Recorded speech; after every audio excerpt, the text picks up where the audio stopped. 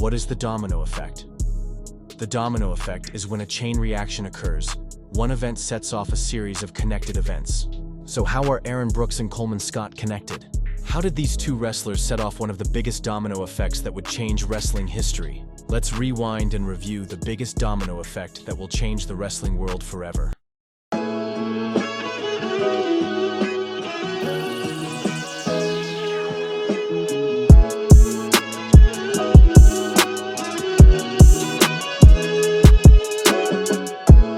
Welcome back to The Art of Wrestling.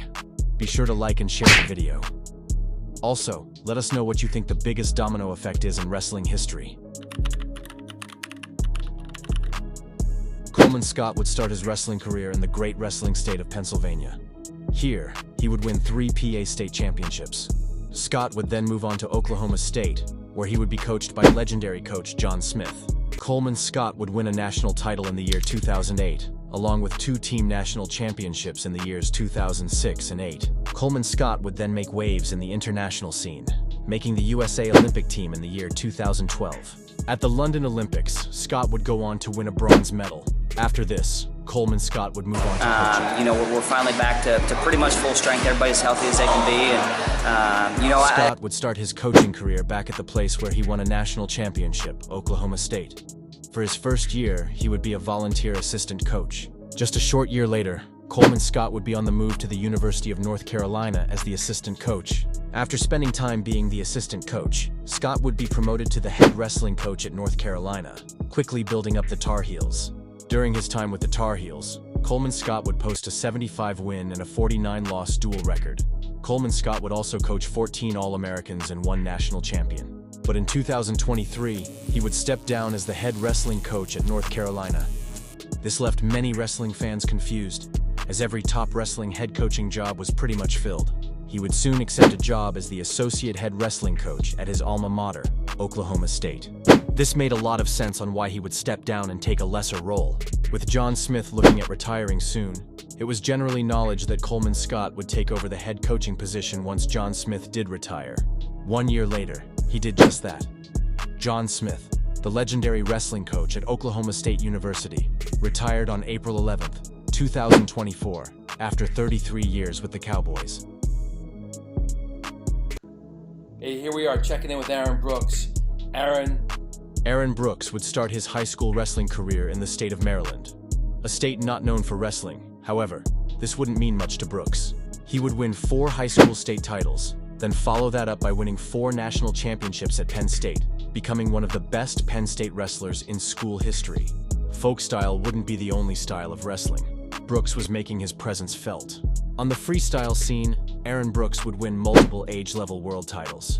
In the year 2023, Brooks would take his wrestling to new heights, winning the US Open, and earn the opportunity to wrestle another Penn State wrestler at Final X. Okay, we're with David Taylor, who's winning the Dave Schultz High School Excellent National Award this week with the National... David Taylor would become the golden boy of Penn State, winning multiple national titles. And then in the year 2020, Taylor would reach the wrestling mountaintop, winning an Olympic gold medal. After winning an Olympic gold medal, David Taylor would set out to compete in 1 more Olympic cycle. The last 4 years of a legendary career would be capped off by winning 1 more Olympic gold medal. David Taylor would win 2 more world championships in the following years. He won his last world title in dominant fashion in the year 2023.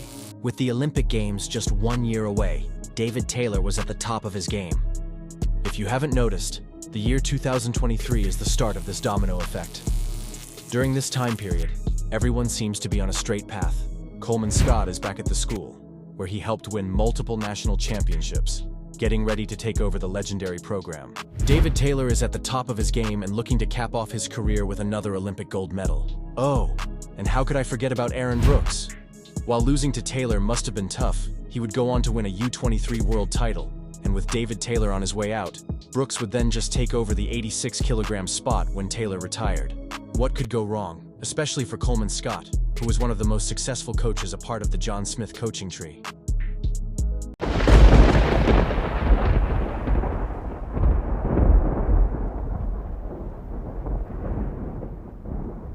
On April 19th, the USA Olympic team trials were held at State College, home of Penn State. David Taylor would be in the best 2 out of 3 finals, waiting for his opponent. Aaron Brooks would be in the 86-kilogram field, where he had a lot of good competition for a wrestling fan. This is the best time of the year. Aaron Brooks would face Zahid Valencia in the finals of the Challenge tournament. To say the least, this match was another domino that was pushed. Let's break down the match. Aaron Brooks would be losing at the start of the second period of the match, with a score of 1-0. With 2 minutes left in the match, Brooks would take a shot, getting the takedown, but the ref was in the way. Valencia's coaches would throw a challenge brick. Winning the challenge, the score would be tied at 1 point for both wrestlers. After this, Valencia would be put on the shot clock, which is something you rarely see with him as he wrestles at a high pace and volume, with a lot of shots being taken. This would put Aaron in the lead 3-1. Zahid would hit a 4-point move, taking the lead. Brooks would storm back and tie the match with 10 seconds to go. Then another domino would fall. Valencia would grab Aaron Brooks' singlet, which would award Brooks 1 point. This would be a costly mistake as Brooks would take the win 7-6. This would set up a rematch from the US World Team Trials from the previous year, 2023. The aftermath of this match was not well received by the wrestling community, with many wrestling fans voicing their displeasure via social media. Brooks would shock the wrestling world by beating Taylor in 2 straight matches, pushing the final domino over in a butterfly effect that would change wrestling history. After losing to Brooks, many thought David Taylor would stick around State College and run his wrestling academy, M2 Training Center. But I don't think anyone could have predicted what came next. After John Smith retired, it was believed that it was only a matter of time before Coleman Scott would be the next head coach for Oklahoma State. Hell. As a matter of fact, Coleman Scott was named the interim head coach. Flow Wrestling would make a short YouTube video asking who the next coach of Oklahoma State will be. Many people thought this was a waste of time since Coleman Scott just stepped down as a head coach at a top 20 school to be an assistant coach. On May 6th, rumors began to surface that Oklahoma State was interested in David Taylor becoming their next head coach. This came out of nowhere, and in a few short days later, it became reality. David Taylor was named the next coach of Oklahoma State, leaving Coleman Scott without a job. So, how did this happen? David Taylor, the once golden boy of Penn State, now a top foe to the great Cael Sanderson. Coleman Scott put blood, sweat, and tears into Oklahoma State, but was kicked to the waste side. The domino effect, when one series of events creates a chain reaction. Let's rewind.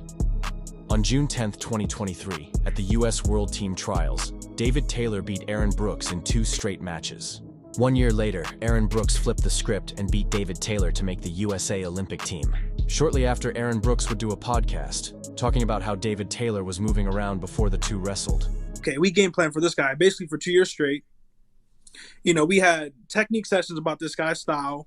We emulated his style as best we could. You know, we had the game plan in the corner wrestling him. You know, he's wrestling the whole trials bracket, and he's cutting weight, and he's up till 2 a.m. And it's like, but what if Brooks doesn't get the chance to wrestle Taylor again? Let's say Valencia beats Brooks in the Challenge Tournament Finals, which could have happened very easily. David Taylor would go on to make his second Olympic team. David would be focusing on winning the Olympics for the second time, and nothing else. Being hired in May, Taylor wouldn't have had time to focus on taking calls or visits to Oklahoma State if he were training for the Olympics. This was perfect timing for Oklahoma State because David Taylor was free and done with wrestling for the time being. Coleman Scott was already the interim head coach, and with the summer around the corner, Oklahoma State would want to make a hire so they could keep their top high school wrestlers signed, like D. Lockett. Also, with the new transfer portal window, Oklahoma State would want an opportunity at top stars like Dean Hamidi and Wyatt Henderson. This would put Coleman Scott in a much better position to be named the new full-time head coach. But instead of that, Valencia could not keep his hands off Brooks' singlet, and David Taylor forgot how to finish a takedown, led to the biggest domino effect in wrestling history. Since taking over the Cowboys, David Taylor has been a man on a mission. Oklahoma State won the Big 12 championships, had 2 national championships, and one of the greatest upsets in heavyweight history. The Cowboy RTC has 5 wrestlers in Final X. Finally, David Taylor has signed 4 of the top 7 recruits in the class of 2026. The future is looking bright for Oklahoma State wrestling, and fans have to be more than excited.